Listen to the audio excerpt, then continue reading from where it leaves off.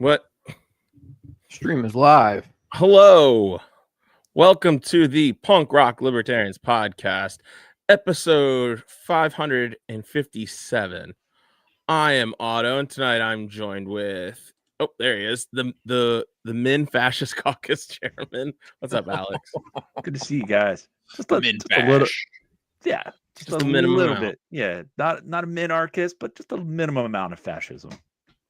And right down there is the paranoid crypto Houthi. What's up, James? So good to be with you. It's very good to be with you guys. Enjoying a fine treehouse beer. Nice. And also returning for like 4 weeks in a row now, which I love. Kylan is BBC microphone.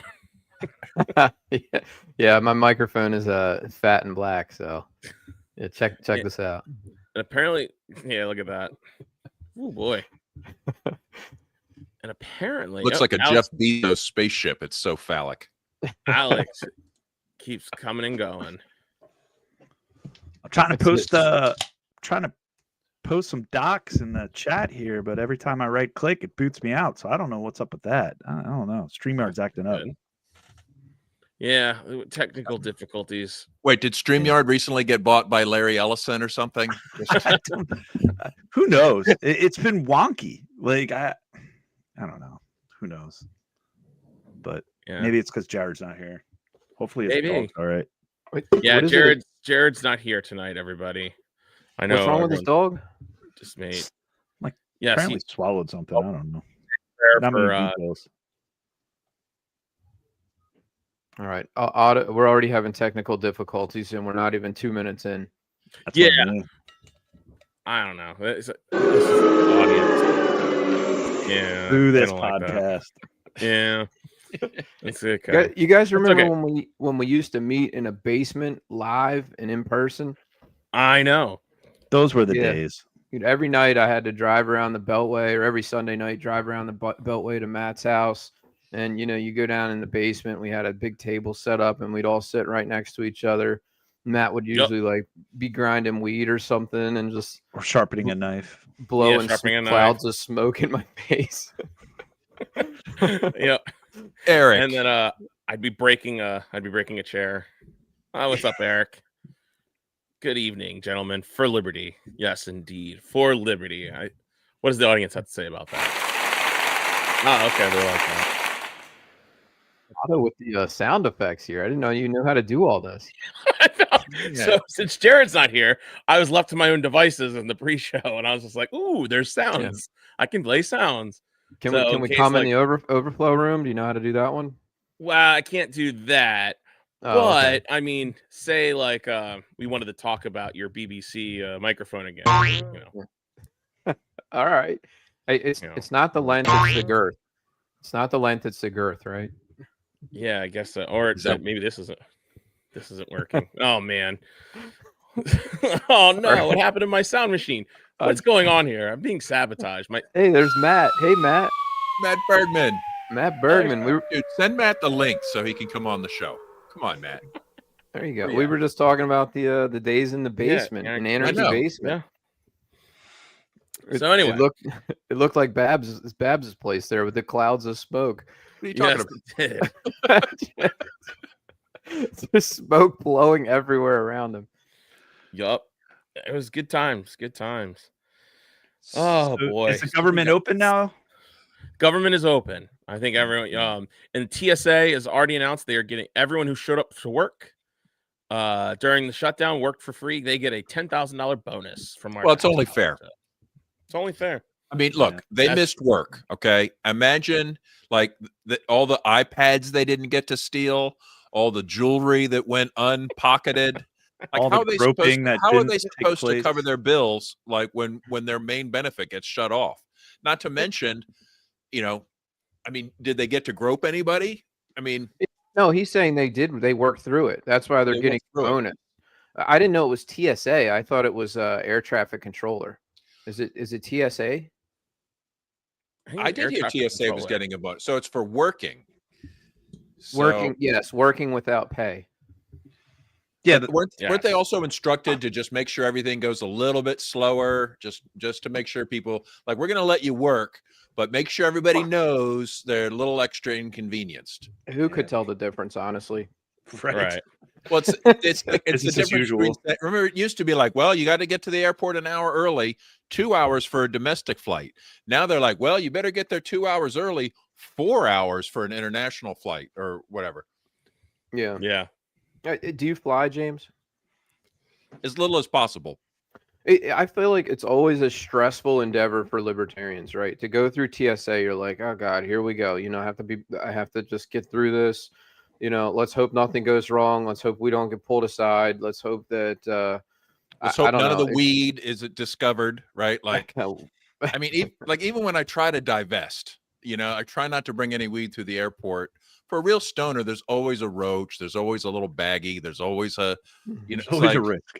there's you always, have to search yourself before you travel, right? You have to pre-search. you really have to think about that. But turns out they never really check for that anyway. They're busy looking for valuables they can steal. Anyway, yeah, they're back to work, and everybody's going to get back pay as we always knew they were. And Trump's happy. He's I don't know what the Democrats really got, or what the concession to them was. I've read multiple things. One of them was that it's direct payments, right? The government's going to be making direct payments to people of some sort. I don't know. Yeah, you guys know? So apparently, what did you talk about the $2,000 checks everyone's supposed to get? No, that's the tariff. That's the tariff thing. So Oh. Trump promised a $2,000 tariff dividend, which is I believe, totally unrelated to the shutdown. That was not a concession to Democrats. My understanding was it's like they're going to get a contribution of some sort into an account to help them pay for their insurance or something like that. I didn't This really is like, understand. just remember why healthcare is so expensive, because of the government getting involved. So now the government has to get involved because it's so expensive. Like this is how they make a job for themselves, and everybody freaking begs for it. It's grotesque. Well, it goes back to the currency first and foremost, right? We have this currency that's always being inflated, and so that's always going to be driving prices higher and higher year after year. So you start with that, but then you're right, like they are subsidizing demand, right? They're paying people, helping people pay their health insurance for their health care, and that whenever you subsidize the demand, it's going to drive up the price. Well, I've heard that 70% of healthcare is purchased through the government in the U.S. I maybe somebody could fact check me on that, but nobody will deny it's a humongous proportion of the healthcare expenditure was the government as the customer instead of a patient as a customer. That sounds super high to me. I don't think Speaking of that's currency, right. yeah. I'm going to ask Grok while we're here. I'm going to. Yeah. So Wednesday was the last day they made pennies. No more pennies anymore. This is, and everyone just thinks that this is fine. Oh, that's normal. Oh, no more pennies. Like I don't know why everyone's not freaking out about this. Good. And we should also get rid of the $5 bill. Screw Lincoln. Okay, I mean Lincoln. But isn't it funny? It's like we're getting rid of $2. Like we're getting rid of pennies, but we still have $2 bills floating around. We got. Well, I think Fee made a post about it, and I'm almost positive it was Fee that said, it could have been Reason, but somebody was saying like, hey, we've been pushing for this for years because we're spending 4 cents for every 1 penny that we're making. The cost long ago to manufacture a penny exceeded the value of the coin itself. So it's been a financial loser for the government for many years. That's never stopped them on anything. The nickel is the same thing. They instead of like making the nickel more valuable or like not inflating the currency, they made it illegal for you to melt a nickel. Okay. Yeah, I mean they've already devalued the coins themselves. I mean most libertarians know, like, our coins used to be silver, and now they're not silver. They're a mix of different metals, different base metals that are less valuable than silver. So it was only a matter of time before the penny was eliminated. I think anybody that understands monetary history understood, like, yeah, they're inflating this thing to the point where it's no longer valuable, right? So the penny went. We know the nickel's going to go next. then we know the dime, then we know the quarter, Directly and or then and then ultimately the $1 bill will become worthless. I mean, it's just around 48%, based on the latest figures from 2023. Oh, Babs is on the Gronk looking up. yeah. Anyway, we know what's coming, right? Plus Yeah, I mean, that was But when I was stationed, when I was maintaining Empire, Double check it. mid 2000s, they would not ship pennies to U.S. installations overseas. So like anytime you go to like the PX or the grocery store on base, it was always just rounded up to the nearest. was spot on. Yeah. And how many years ago was that, Alex? Mid 2000s, so that was 04. Sorry, I 04. thought I had muted that, so I don't know if you heard. No. I asked Grok. We, yeah, we heard a little all bit. of that. We Sorry, heard a Mike. little bit, but Yeah. Anyway, well, Grok said, according to Grok, and I told it to double check because it just makes shit up. It says 48% of healthcare expenditure through state and federal government in 2023. So Yeah, that makes sense. I thought 70 sounded really high, just knowing how many private employers pay for the or provide health insurance for their employees. So when you said 70% is government sponsored, I was like, I don't know. That seems really high. So But even 48% is enough to completely distort the market in insane ways. And even the market that's people are paying out of pocket. You've got state licensure creating artificial scarcity of employees, right? Like they intentionally limit the number of physical therapists, nurses, doctors, pharmacists, acupuncturists, everything right, through their licensure structure, intentionally make sure that there's a shortage of people. Then, I mean, I think the big pharma is probably the biggest elephant in the room, right? Getting all those weird deals with the FDA and Institutes for Health and all those obscene profits that are flowing into pharmaceutical companies that are basically bought the government and bought the media. It's like we're so far from a free market in healthcare. It's ridiculous. Joe, the new fan here, did they end the penny because of clipping? I don't think anyone was clipping it. I don't know. That sounds Clip anti-Semitic. What?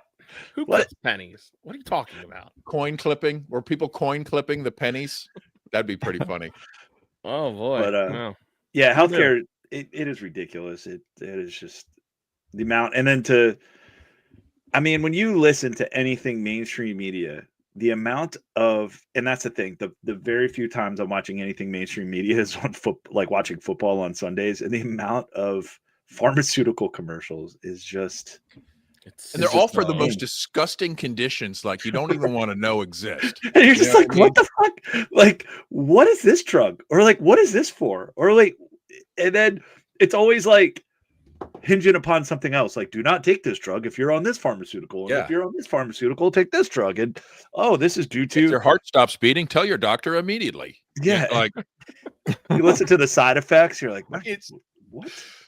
it's crazy just listening to those side effects and thinking to myself, you know what? I think I'll just take the disease seriously. Yeah.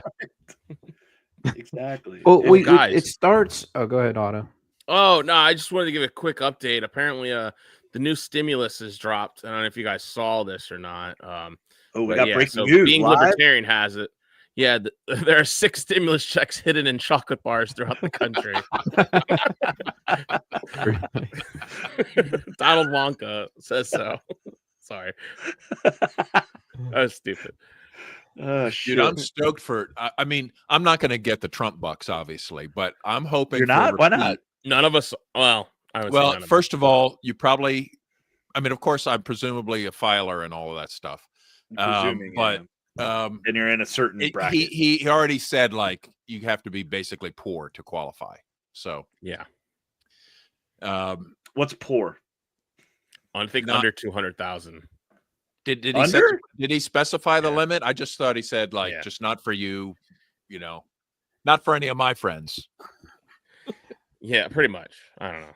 Kyle, do you know? It's funny, but do you guys, have the did you- stocks on that? I don't know. I well, don't know the exact number. He started with all Americans except for rich people. That's what he said originally. And that maybe he's walking that back. But again, going back to what I was saying last week, the president can't just just spend all this money without congressional authorization. All of this stuff is supposed to go through Congress. Even the tariffs, he shouldn't have been able to just impose tariffs unilaterally. Like, that's What are you not going to how do about our, it, Kyle? It's mean, well, it's I'm in the Supreme Court, but who gonna knows? tell you And, well, guys. But Kyle, you're as the statist of the group, explain to me how you handle that. Because as the anarchist, my theory says that's inevitable. It's just a side effect of government monopolization, and there's nothing you can do about it. Well, So it should go to either Congress or the Supreme Court. I mean, that was the checks and balances system, right? One of those two branches should be checking him and saying, no, you're not allowed to just make these decisions. This is a tax. okay, And so that's we the got some that's shoulds, but now yeah. give me the game plan to make it work. Oh, That's I got insight to this. I got insight. Well, to I want this. to let's have the I want to just hear the theory. Well, I just want to let you know, last night Donald Trump was on this. He was hosting a private dinner last night with the leading Wall Street executives, including the CEOs of J.P. Morgan Chase, Goldman Sachs, Morgan Stanley, Blackstone, and NASDAQ. Their meeting will center on financial policy, market conditions, and future regulatory cooperation. So, Oh, thank God we have Donald such Trump on it. wonderful people in Great at people, at so the many helm. people here. Great people here. This wonderful Kyle, dinner. sorry, I Wait a interrupted minute. you, Kyle. Again. Right. So as an anarchist, I say Sorry. there's no way to even to limit these people from doing whatever the hell they want to do. Checks and balances sounded great in the brochure, but where are they? So I'm on a realistic, and you guys too. Just give me the game the plan. Constitution a What's your brochure. game plan for escaping this nonsense? Well, my game plan for escaping it is Congress. You have That's a to show go. title. You have to go Yeah. through Congress, essentially, to change policy. So you have to start winning some seats. You need more Thomas Masseys, more Rand Pauls. Like, you need like 100 more guys like that, at least, to start making God a bless real you, Kyle. impact. We're not voting our way out of this mess. Are you going to? You're going to have to match AIPAC in fundraising.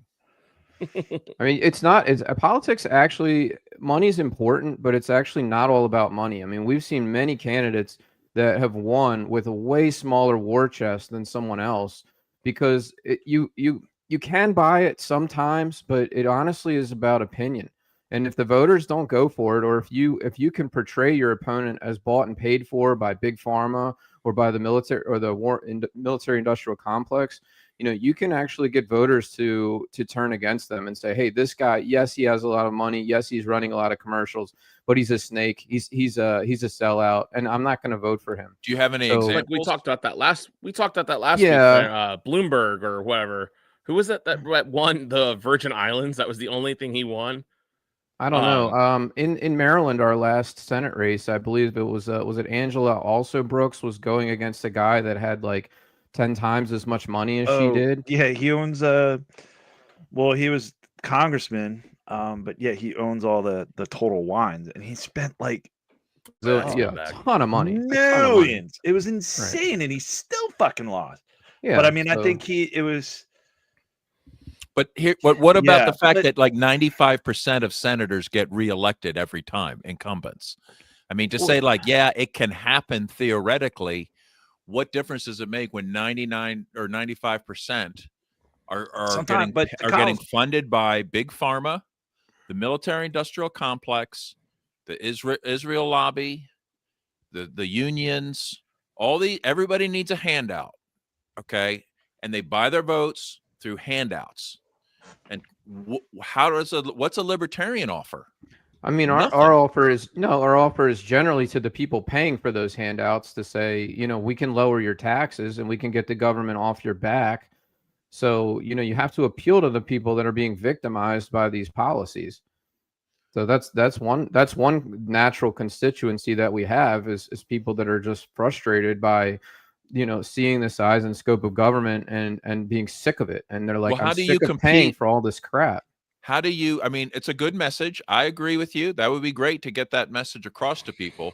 But how do you get through when the opponents have captured education, higher education, and the media, right? So you might say like, hey, you know what? If we could slash those programs, you'll be better off. right? Yeah, You're telling them that, and then they go to school and then they hear something else. They turn on Fox, they hear something else. They turn on NPR, they hear something else. They go to their church, they hear something else. Where does this, how do you out propagandize? You've got no money, you've got nothing to buy favors with, and the opponents have trillions and trillions of dollars. Well, you start by at least having candidates. I mean, we don't even get the bare minimum, which is at least run some people. Well, who controls who gets on the ballot? If you're going to get trounced, at least you gotta be trying to put a candidate up. I mean, they're certainly not going to vote for you if you don't even have a candidate in the race. And that's where we're at. Who controls how hard it is to be on the ballot? Can I just answer? We as a movement, we spend way too much time going, well, look at all the things that these guys have. Look at all the advantages they have. And meanwhile, like, we're our own worst enemy, right? Nobody is stopping us from filing and running in these primaries and trying to win. But we don't even have people that are willing to run that can articulate a good message and just say, hey, yeah, I know I'm going to lose, but I'm going to tell you what I think, and I'm going to tell you what I offer. And I think I'd be a better option. You have to at least be an option on the ballot. And I know you're saying, oh, they don't even let you get that far. They don't even let you get that far. But like, well, how far do I know a lot of great people, James. We've done this, and what are the results? Yeah, they usually lose. Nobody's ever tried this. We've tried it multiple times in multiple races that I'm aware of. And what's the result? Right. Well, this is the problem with the whole anarchist philosophy. It's like a loser philosophy that's like, hey, it's not even worth trying. Let's just get steamrolled. Let's just get governed and ruled by these assholes because we're not even willing to put up a fight. Let's just sit in our homes and smoke and do nothing. Well, that's for yourself, that's your philosophy. That's your philosophy. Let's do all right. nothing. Well, let me give you an example. My friend Patrick Henry Sellers from the Ron Paul movement, good friend, says I'm running for Senate. This was during the banker bailout period. He ran against Gerlach in Pennsylvania. Total bailout bitch. Okay? No, congressman. He ran for congressman. Yeah, Congress. Everybody freaking hated these banker bailouts at the time. 95% were against, and these Congress people voted this shit in anyway. Okay, so Gerlach, prime target. Pat says, you know what? I'm going to take him on in the Republican primary. It's like, and I got on his team. I did his advertising. I did all kinds of shit with him. Helped him with issues. He did a great job. He had funding from his boss at a construction company. We got media. It was great, right? I think maybe he got 10% in the primary against an incumbent. Okay. Like, it's about as good as you're going to get in this kind of environment, but the first thing, we all knew he didn't stand a chance because that's not how politics isn't as much a popularity contest as it is influence. And what the machine has influence. How do you break through it? It's they run the show. It's their game. It's not. It's always the people. You have to reach the people. And I know you took a loss and you lost and you said, you know what? This is a rigged game, so we're going to quit. We're not going to try again. And now it's even easier for the bad guys to win because there's really nobody opposing them. Nobody standing up there saying this guy has the wrong idea. Kyle? What's that? When are you announcing your candidacy right now? No, I'm not, but it would be something that somebody like me should do. I mean, you're sitting back accusing anarchists of doing nothing. I've run for office 3 times as a libertarian, supported numerous other campaigns. On top of actually doing things that's, more, outside of that. So we need more of that. You're saying like libertarians need to do something. Well, I don't know. I mean, Alex, you're running for mayor, right? I don't know about that, but we'll see. I don't know. Yeah, I mean, you're right with the call out, right? I should be running for office. I have better ideas than the people that are in power. But I happen to have two little girls, and it's not easy. I have a family that's just young, very young family, and I don't have time, of course, to do that. But I want to be more politically active. I do want to be more politically active. I want to get to know these people that are in politics. And how many candidates have you recruited? I don't know. Probably not many. I've recruited candidates for attorney general, for judges, So or on one state hand, you're going to representatives. sit here and say politics is a rigged game. It's not worth it. And then you're defending yourself by saying, look how much I've tried to do in politics already. So I'm like, just if it's I'm just pointing out when you you're say that saying I'm two even different not even things. willing. When you say I'm a defeatist, like Yes. I'm willing to engage in these things because it is the game, but I'm not under the pretext that we're going to win these things, right? I think we can. I honestly think we can. I think you have to have that hope, and I think you at least need to try.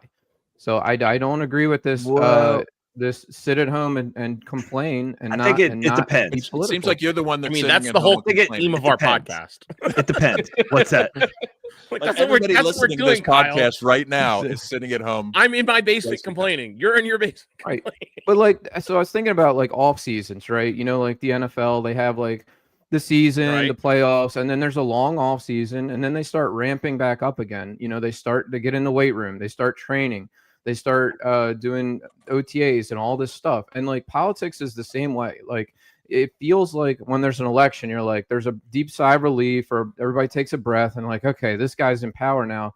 But 2 years rolls around and it's the next election is coming up like right around the corner. And we're coming into the midterms now. We're going to have gubernatorial races now. And like, you have to build an organization or a structure that is just constantly on it. You have all your yard signs, you're getting them out all the time. You have your volunteers, you have your contact list, you have your donors. Who's this you? Like, it's I don't know. organized. I'm talking about as a movement. Those This of us is your that are not. strategy. I'm just saying, This- like, I asked you for your strategy. This is strategy. Okay. It is.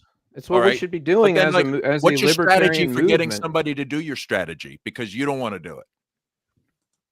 I mean, for actually wanting to run, I mean, you have to find somebody that's willing to do it, that's willing to Okay. step up. Are you say, willing to "I'm willing find somebody? run." Are Huh? you willing to? What's that? Yeah, I'm willing to find somebody. Okay. I mean, That's why I asked how many candidates you've recruited.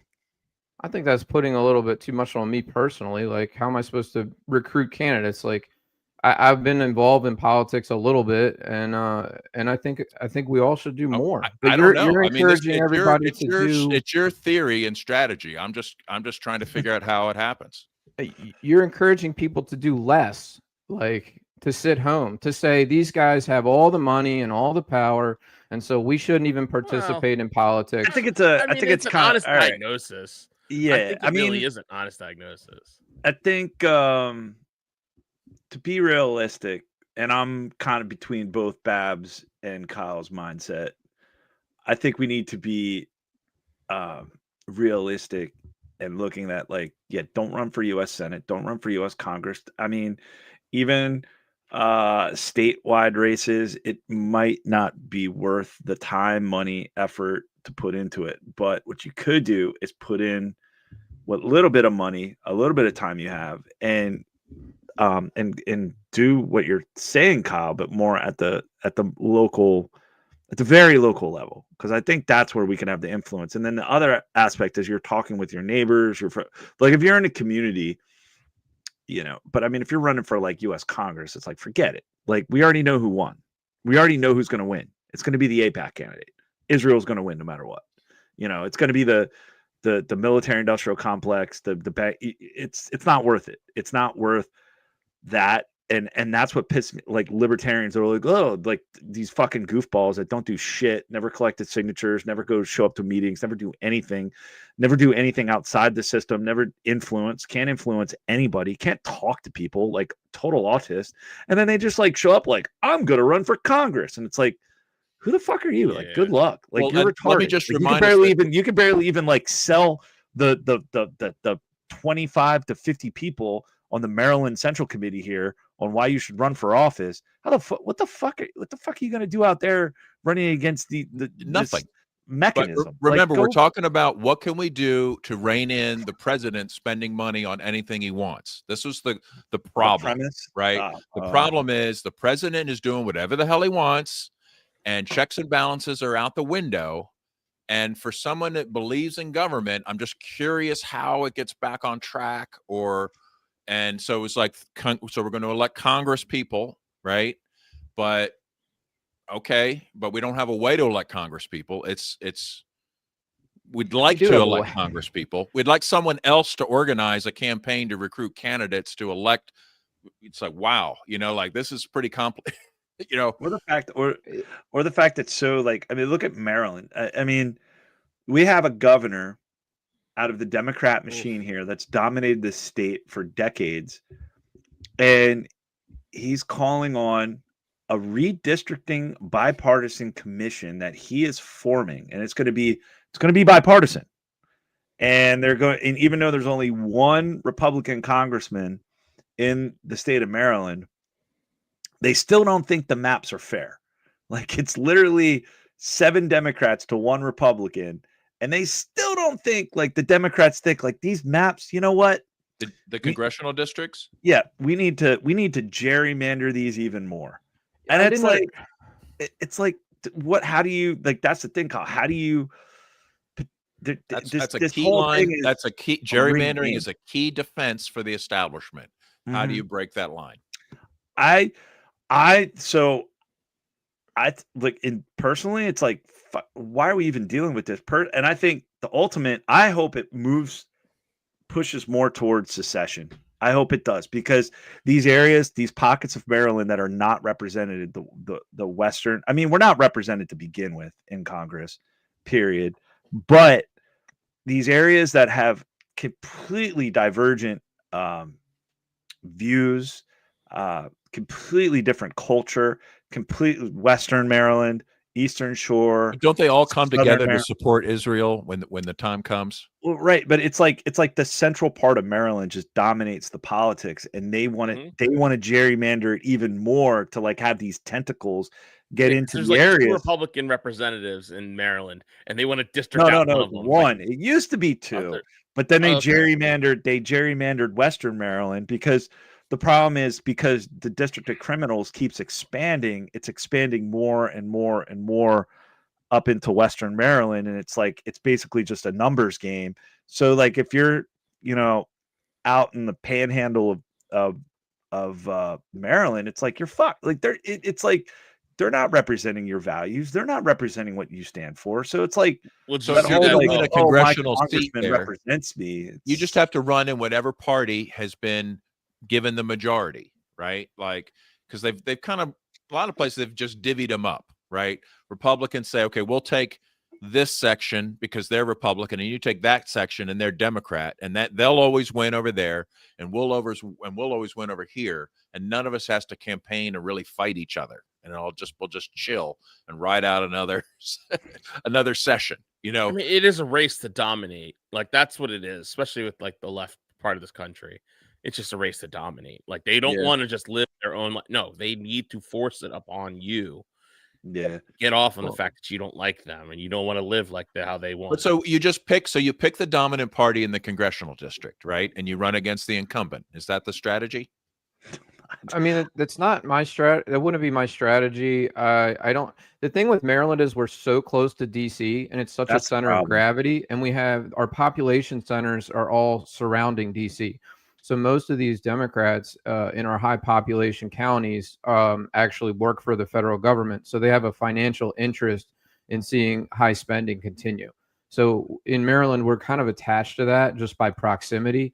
And we just have a disproportionate number of federal employees and federal contractors who have no interest in seeing any kind of budget cuts or spending responsibility or sound monetary policy or anything like that. So they're voting. No chance of a libertarian ever winning in that area. No, and it was insane during the shutdown when you hear about, like, wait a minute, like, I think I did the math. It was something like, all right, the city of Baltimore is, I don't know, someone could do quick math in the chat, but city of Baltimore, I think off the top of my head, like looking at I think it's like 640,000 population. I mean, it's been dwindling every year, or for decades, but it's like 600, maybe 640,000 some people. And yet, like, when they were 568,271 in 2024. I think when I was listening to Normie Talk Radio during the shutdown, because Mayor Brandon Scott was just like, oh, we're going to have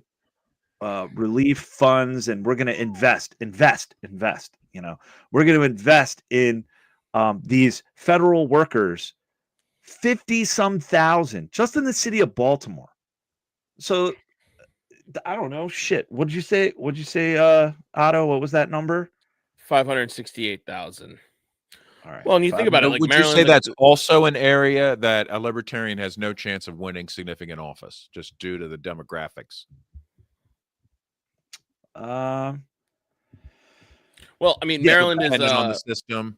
that's either like 10%. Like 10% of the city population of Baltimore is employed directly by the federal government. I mean, that's So just- is there like how are you gonna? You're not gonna vote against them, right? Like people don't vote against their own boss typically. So would you Yeah. say that's another area that a libertarian could not get elected in? Yeah, I hate to be so defeatist and say like we have no chance, but there are some areas where we have a better chance for sure. So like Yeah. north in Harford County, it's north, which is northeast of the city. It's more Republican. Like the county councilman's Republican, the county council is Republican. They're more receptive to spending cuts and smaller government. I'm not going to tell you they're libertarian. Okay, they're not really small government, but they're a lot different than the areas surrounding DC. So if you were looking at statewide resources and saying where do we want to run a candidate, where would we have the best chance of getting through the Republican primary, it would be Harford County. So I do, that's what I would say. Maybe Western Maryland for sure. But those population centers around DC, that's a tough sell to say, most of you guys are going to lose your jobs because we want to cut the federal government by 90%. What percentage of government employees do you think would be like the threshold for being like, okay, that's just too much, like to deal with? What? I'm sorry, James. Like, say you've got a city and you're like, okay, 15% of these people work for the government. Is that too much of a voting block to overcome? I don't know. I have never really thought about it this strategically, but you raise a good point. Strategery. Like, is there a point where you say like we really have no chance? I mean, you're always able to just sort of run and put your ideas out there, but is it really constructive when like that particular area is just too far gone? This is what I was trying to communicate, is that they have the handouts. They buy the votes. Mm-hmm. We don't. We've got nothing to bribe people with. Okay. The other put it together logically, and you realize, like, okay, I checked with, according to Grok, 15% of workers in the U.S. work for state, local, or federal government. How much? 15%. Oof. Right. And then ask yourself, well, how many of those depend upon an immediate government contract? And that's probably another 5 times that. And then, by the time you get like the customer of your customer, every single person works. Dude, and the tentacles, the tentacles, that's the other thing in Maryland too, is even if you don't work directly for the federal government, the contracting jobs are just insane in this probably state, tenfold of the government jobs. Who knows? Yeah, what? Exactly. And that's the part that is just so gross. And that's part of, like, I remember watching this documentary years ago. It's called Why We Fight, and it came out a couple years into the Iraq War, part 2. So I think it came out in 2004, 2005, but it just talked about how, if you're a congressman or woman or they, them, or whatever, I don't want to come off bigoted, but like if say you're like, oh, we want to cut this weapon system program that is outdated and is, we want to cut this aircraft. And they used, I think, the B-2 bomber, for example. The fact that in almost every state, there's a part that's manufactured on that plane. And is that then a coincidence? Amongst, right. The supply chain, the manufacturing, the everything is spread out so that you will just get this outcry of every single douchebag in Congress. I'll be like, if you cut this program, this machine shop or this place or this factory or this mill will, whatever the case may be, will be shut down because they're directly tied.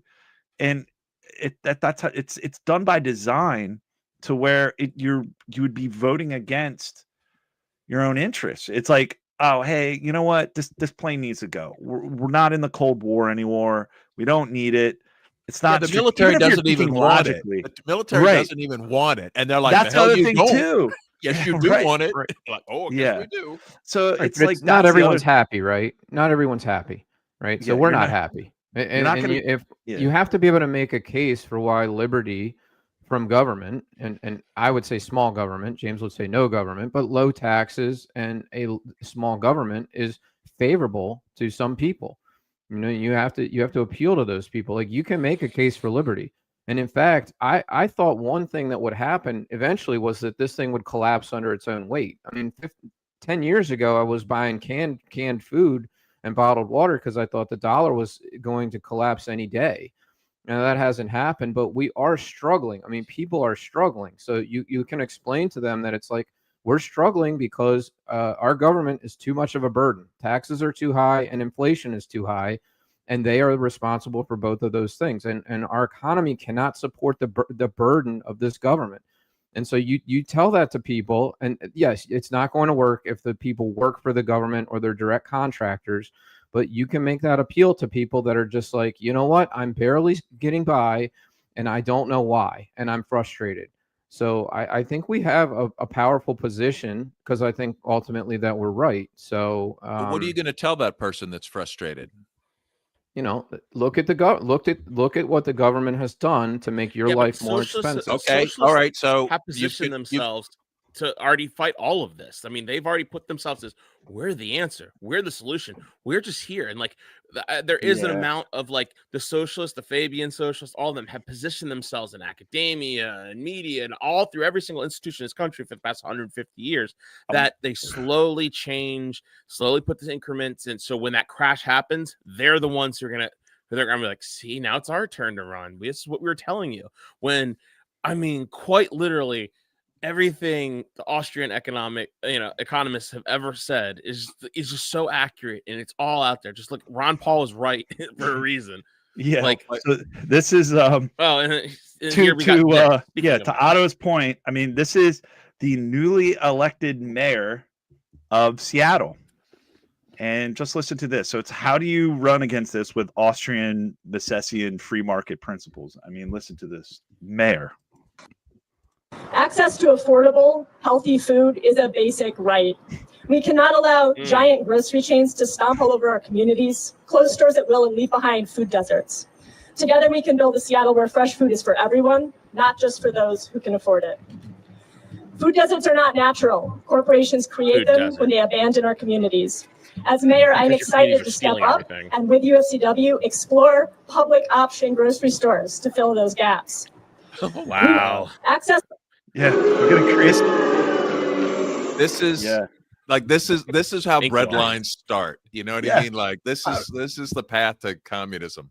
How do you like? I mean, Kyle, I get what you're saying, dude, but it is like, I think we could pick and choose places where we could potentially run candidates on an education purpose, and you know what? Just like Ron Paul said, you might win. You might win, but I think on a large scale, especially at the Congress, and forget about it, because this is what we're up against. We're up against decades of public school indoctrination camps, and this is I mean, the IQ levels are low. I mean, they're just dropped since COVID, the fluoride, the Lead vaccines, poisoning. the just you name it.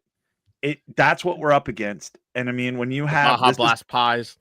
Baja Blast pies, from I Taco don't, Bell. Alex. I don't agree with the whole forget about Congress. It's out of our reach. Like that's not going to work, because all these policies trickle down from the top, and you're talking about issues that are federal issues, monetary policy, foreign policy. All of this stuff is federal, so you need to run those candidates for those seats. Even though they're not going to win, just for Yes. educational Just purposes. for yes, educational if nothing else. But that's not going to end up. educational That's not purposes. going to end up changing like the makeup of Congress. Maybe you get some free advertising out of it. My position is that not only do I think the voting is ineffective, I think it's intentionally pushed. Notice how hard they push voting in the schools, Yeah. on Facebook, on TV. Everywhere. It's like you registered. Here's a sticker. NFL. I vote. Oh my God, it's really important to them. Yeah, the dumber you are, the more they want you to vote. So Yeah, the idea of, well, I mean, this is just mass promoting the idea of voting as this sacred thing, and it's so wonderful. God bless you for voting. Okay, like they push this out as this virtuous. Definitely is ritual. a religion for the Now, normies and NPCs. Why is it so important to them? I think it's it's like a lightning rod. There's dissonant energy out there. People are unhappy. They're struggling. Okay, what are they going to do about it? Well, they could riot in the streets. Okay, that sucks. They could do, who knows what they could go on strike. They could shut down the economy. They could do protests. They could stop paying their taxes. They could storm City Hall and just hang the bastards. Okay, like there's a lot of different options available. Civil disobedience, non-compliance, right? They could do all of that stuff, but you know what? If I was in power, you know what? Why don't you guys go vote instead? Okay. Yeah. So it draws that energy safely into the lightning rod and channels it into the ground and disperses it, protecting the structure. Right. Like, so it's actually, so when people get pushed that way, it's actually taking them away from the legitimate solutions they fear. That's my theory. No, you're not right. It's actually a feature. It's a good thing that we don't have to violently overthrow the government. That angry people have a peaceful mechanism for regime change when they're unhappy. So if the majority is unhappy with their government, then they have a peaceful way to throw them out without actually doing any property damage or hurting anybody. So that's the feature of democracy. You know, the problem is that the majority is very happy with our government. That's why our incumbents always win with like 90%. You know, and I think libertarians have this misperception that we're more popular than we really are. Our government is a perfect reflection of our society. Like, you talk to people and they are like, yeah, we need more funding for schools. We need more funding. We need to start. They go to the schools to be taught that they need more funding.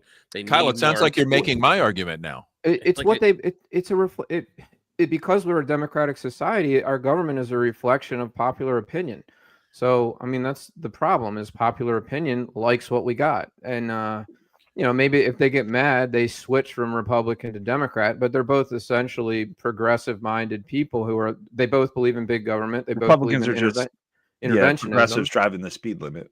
You know, and Michael Malice. So what if instead, if somebody came to me and said, I'm upset, I'm mad, I don't know what to do, and I could tell them, well, you could go vote, or I could say, you know what, stack Bitcoin, stack gold, grow chickens, develop a black market business, homeschool your kids, develop relationships with local farmers. You know what? That's the kind of don't pay your taxes, ignore them, evade them, escape them. Right. Instead of, well, you better go vote. Right. Like, what do you think? What do you think would actually have the slightest bit of difference in a reasonable time scale? That might help that individual person, and it might give them some relief that they're doing something to help themselves, but it doesn't fix the problems in society. It doesn't give us a better government. In fact, we still get ruled by people we don't like. So you have to fight the political fight. Even though I understand it is a looks like a losing battle, or it looks very difficult battle. But yeah, I think politics. I just want to say I think I made at least 3 big wrong turns in my political journey. One of them was Rothbardian anarcho-capitalism, which I eventually, as you guys know, switched to Mises and small government. Another one was Ron Paul's Campaign for Liberty, which was a great organization. I really met a lot of good friends through that, including Alex. You know, but it was a bipartisan or nonpartisan organization, so it wasn't really picking sides. So while it was good, it wasn't really a player in the political realm. It was nonpartisan. So I thought that was a problem. And then the third one was the LP. I felt like the LP is like the kids' table of politics. And as soon as you join a third party, and it's like, you look at Democrats, if they join the Green Party, if a Democrat joins the Green Party, you go, hey, great, one less Democrat vote. Good. Have fun with that. It is basically checking out of politics. And so I know that there are a lot of people that hate the two-party system and that they don't like it. But this is the hand that we are dealt. This is the hand in front of us. And it's like you have one of two options to choose from, two paths to power, right? You have the Democrat Party and the Republican Party.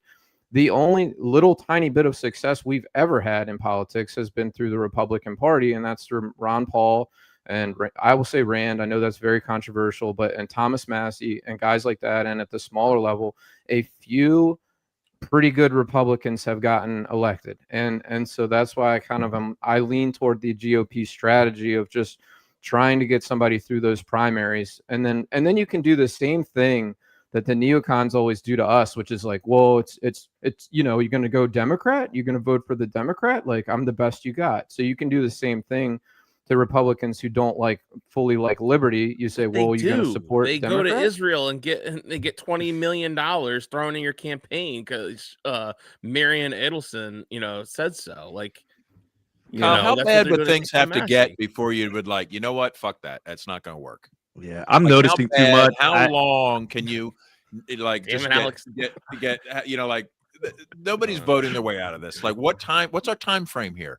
Like, if this doesn't work in another 50 years, are you still going to be saying like, yeah, we just gotta, somebody would run and then we could, I don't know, because I was just reading this Henry Hazlitt article from 1948, and he was complaining about the federal budget that had ballooned to $38 billion, which he thought was insane, and he was like, 38 billion, what it's a mind-boggling number. And it's like, so this racket has been going on, this racket of what the racket is wealth expropriation, right? It's basically taking the wealth that you earned through your job and working and redistributing that wealth to somebody who didn't work. And that's all it is. It's just as a sort of a grift or something that just goes on and on and on for decades and decades. What if you had an alternative? We do have an alternative. We could vote for smaller government. Well, there's start using Bitcoin. I mean, like, yeah, you want to play their game. It's like, like they'll steer you right into their strongest defenses. Right? Like, if you want to achieve freedom, you have to do the things that they don't want you to do. So here's this event, Babs, that you're going to be there, right? So you want to talk about this event? Nice. Yes, thank you. Give us a rundown here. All right, this is it's called Be Your Own Bank event, and it's by the New Jersey Libertarians, Human Action. Their usual. Ooh, the night before Thanksgiving. Nice. Yes, okay. It's the night before Thanksgiving in New Jersey, and it's going to be presentations on how to be your own bank, including gold and silver, Bitcoin, like beginner and intermediate level things for people that that are still no coiners and are like, how do I set up a wallet securely, to using privacy coins and stacking precious metals as well. So it's going to be super fun. There's going to be an after party. I know NJ Weedman's invited. Who else we got? Mark Passio, Richard Grove are like special guests. It's going to be a hoot. These guys always put on fun events. Can't wait. Yeah, it's the night before Thanksgiving, and there's a link out there somewhere to. We'll put it up on. It's free. We'll put it up on the page. Sorry, that graphic was not. I already shared it to our Twitter account, so. I'm not going to knock Bitcoin. I mean, I'm a proponent of people that try to get out from under the dollar or escape the inflation, the erosion of their wealth through inflation, through any alternative. I mean, it doesn't have to be Bitcoin. You can buy gold, you can buy real estate, you can buy stocks, you can literally buy just about anything that's not the US dollar or treasury bonds and kind of escape the erosion of the value of the dollar and actually benefit from it. Gold has been doing great. So is Bitcoin. So doesn't that make more sense than voting? It's not going to fix society. It's going to help you. It's only going to help you. It's not going to fix the social problems that we face. So society is just the sum of all of us. So if you help one person, 2 people, 10 people, 1 million people, that's the idea of this event. Try to get more people, working, protecting their own future, securing their own wealth, making sure that they're not victims of the inflationary currency. We all know it's coming. You're just a chump if you sit there and complain about it at this point, right? Yeah, Like, I mean that's I could say that there's one thing you can't buy anymore, which makes me sad. So I got my pie update. You can no longer buy the Baja Blast Mountain Dew pie. what happened. Wow. It's all sold out. So the fatality rate was so high they had to pull it. hey, I'm still. Did the FDA pull it? What happened? No, they ran out. I went out a few days later after the podcast. I was like, oh, let me go get another one. They're like, sorry, it's been discontinued. And I checked out everywhere. And it's all sold out. So sad. I figured I'd get a Well, pie what's the next like dessert sponsored by the diabetes industry? I don't know. We'll have to see. Oh, geez. We didn't even what the touch on audience- food. We didn't touch on Yeah. food tonight, right? But it's all these health problems, like all of our medications. A lot of it starts with the food that we're actually eating, everything. right? Literally everything starts with the food. I mean, even when you go try to have clean water, good luck with that. Like there's I was buying Deer Park water in jugs. So you can get them at Costco for 6 for $10. So I was like, I was trying to find a cheaper one. There's a local grocery store I go to, and they have their own brand of natural spring water in gallon jugs. So I looked it up, and it was cheaper. It's $1.39 for a gallon. I'm like, oh, that actually makes sense. I'll probably get more of those. And so then I looked at the source of the water, and I was like, some county in Ohio, and I couldn't. I don't know why it just didn't sit right with me. And I was going to go buy it, and I was like, let me just look up this place in Ohio, because usually, do you think Pennsylvania, New York, whenever you have but there's a steel mill and it's springs. all their wastewater. We'll talk about it. Well, no, get this. So I look it up. I look up this county, which is strange why they named the county, but so I was like, whatever. I look up, it's in East Palestine, Ohio. What the fuck? This is where they're getting their water from. Where, if you guys don't remember, there was a horrible accident where the train and that derailed got memory hold real quick. The water was not good. That's because anybody that supports Palestine gets immediately censored. Right. So I know. What are the chances before? When did that happen? Did that happen before October the 7th or after? I think before. I could see Zionists doing that as a joke. Yeah. Let's Right? wreck a train full of poison. Let's purposely crash a train carrying very hazardous chemicals in East Palestine, Ohio, and then we're gonna have a stand down order and have the Hamas funded and invade.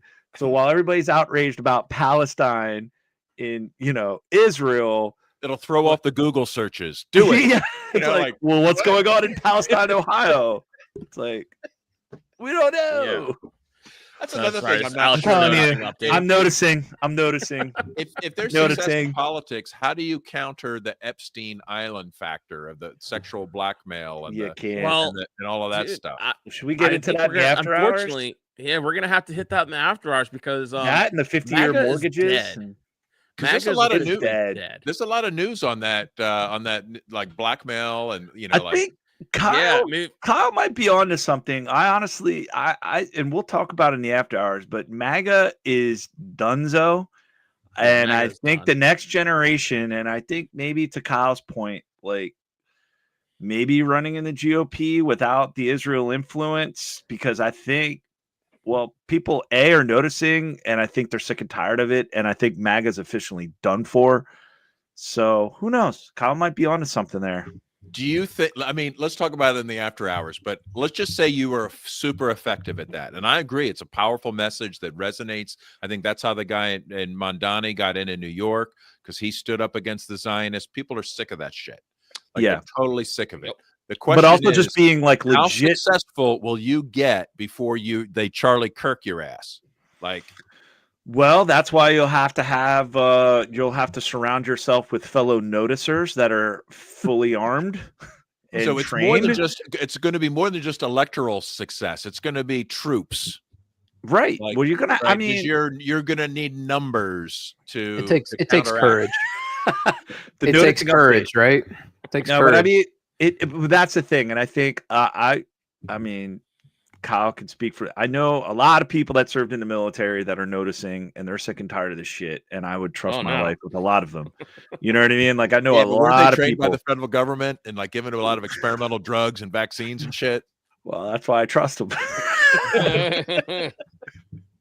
No, but I mean, anyways, we'll talk about this in the after hours. We'll go into this. We could talk about the 50-year mortgages too in the after hours. Well, before we go, 15-year car loans. Oh, you got something before we head out? I got there, a preview Otto? for what we're talking about here. So this is essentially what we're talking about here. Is this is a picture of Trump. It says, "When I become your president, I will create 50-year mortgages, 15-year car loans, bring in 600,000 Chinese students, tell the American people we need HB1 visas because there's no talent here, and protect the Epstein files so no pedophiles are brought to justice." Yeah, that would have got him in. America. God bless America. Yeah. Well, yeah. So I think that's about it for tonight. Yeah, that's about it for tonight. I'm sorry, audience.